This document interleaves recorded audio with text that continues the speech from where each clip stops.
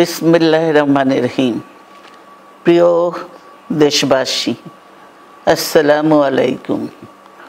রক্তস্নাত July August 1 বছর পর আমাদের মাঝে ফিরে এসেছে।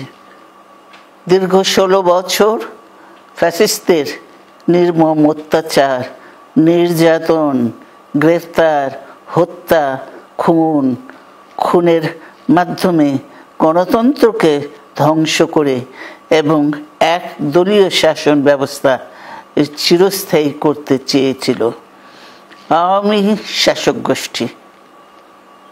ছাত্র জনতার সম্মিলিত অভ্যুত্থানের মধ্যে দিয়ে ফ্যাসিবাদদের পতন ঘটেছে। সুযোগ সৃষ্টি হয়েছে নতুন করে বাংলাদেশকে গড়বার। এই আন্দোলনে যারা শহীদ হয়েছেন তাদের জানাচ্ছি আন্তরিক শ্রদ্ধা, আহতদের সমবেদনা। তাদের এই আত্মত্যাগ জাতি চিরকাল মনে রাখবে।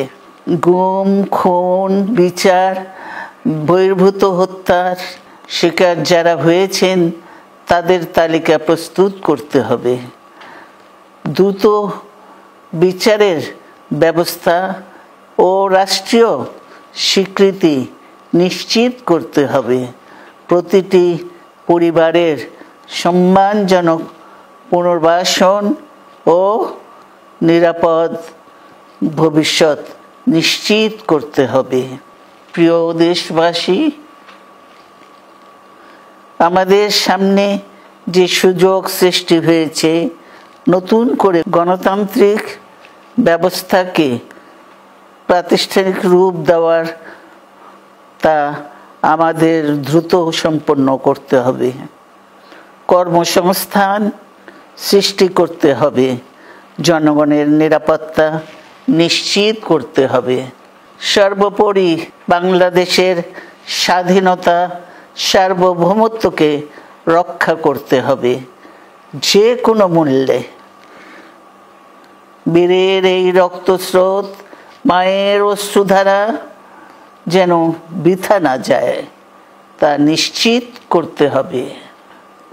ঐক্য বজায় রাখতে হবে।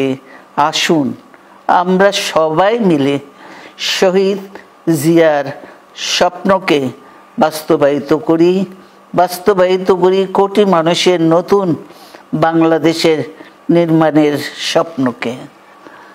আল্লাহ হাফেজ। বাংলাদেশ জিন্দাবাদ।